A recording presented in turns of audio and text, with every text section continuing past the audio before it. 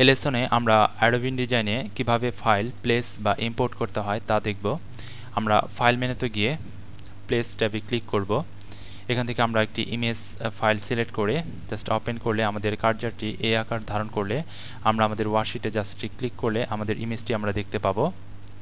Keyboard হতে selection tool select থাকা অবস্থায় আমরা কিবোর্ড হতে shift control alter key press করে আমাদের ইমেজটিকে এভাবে ড্র্যাগ করে আমরা রিসাইজ করতে পারবো, অথবা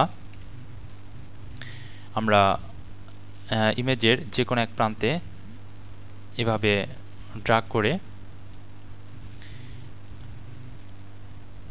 আমাদের ইমেজটিকে রিসাইজ করে এরপর আমরা অবজেক্ট মেনু হতে ফিটিং এ গিয়ে ফিট কন্টেন্ট টু ফ্রেমে ক্লিক করলে আমাদের ইমেজটিকে আমরা এভাবে রিসাইজ করে নিতে পারবো। এছাড়াও আমরা অন্য ডাইরেক্ট সিলেকশন টুলের সাহায্যে আমাদের ইমেজকে আমরা রিসাইজ করতে পারবো। আমরা ডাইরেক্ট সিলেকশন টুলটি সিলেক্ট করে আমাদের ইমেজটিকে আমরা জাস্ট এভাবে ড্র্যাগ করে রিসাইজ করতে পারবো।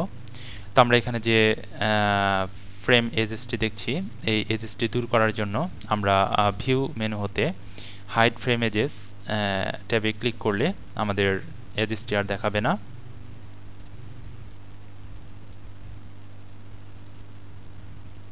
এরপর আমরা এই ছবির মধ্যে যদি কোনো ড্রপ শ্যাডো দিতে চাই তাহলে আমরা ছবিটিকে সিলেক্ট করে অবজেক্ট মেনু হতে ড্রপ শ্যাডো সিলেক্ট করব।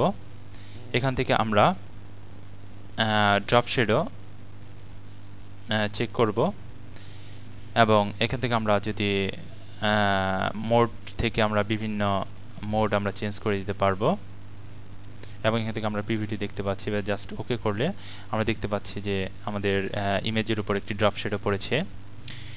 এরপর আমরা টেক্সট টুলটি নিয়ে আমাদের প্রয়োজনীয় টেক্সটগুলো আমরা এভাবে টাইপ করতে পারবো।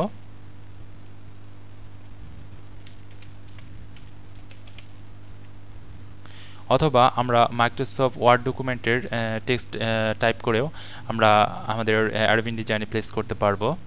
এখান থেকে আমরা ফাইল মেনু হতে প্লেসে ক্লিক করব এবং এখানে আমরা মাইক্রোসফট ওয়ার্ডে যে টেক্সটগুলো লিখেছি সেই মাইক্রোসফট ওয়ার্ড ডকুমেন্টটি আমরা সিলেক্ট করে জাস্ট ওপেন করব।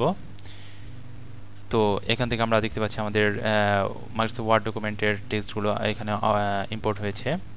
এরপর আমরা আরেকটি কমান্ড দিয়ে আমাদের টেক্সটগুলোকে একটু সুন্দরভাবে অ্যারেঞ্জ করতে পারবো। আমরা ইমেজটিকে সিলেক্ট করে উইন্ডো মেনু হতে ওয়ার্প টেক্সট সিলেক্ট করব। এখান থেকে আমরা ওয়ার্প অ্যারাউন্ড টেক্সট এই অবজেক্ট শেপ টি আমরা সিলেক্ট করলে আমাদের টেক্সটগুলো আমরা এভাবে অ্যারেঞ্জ করে নিতে পারবো। আমরা টেক্সটগুলো যেভাবে নিচ্ছি আমাদের ইমেজটিকে ঘিরে আমাদের টেক্সটগুলো সেভাবে অ্যারেঞ্জ হয়ে যাচ্ছে আমরা দেখতে পাচ্ছি। তো এভাবে আমরা বিভিন্ন কমান্ডের সাহায্যে আমাদের ওয়ার্কশিটগুলো আমরা তৈরি করে নিতে পারবো।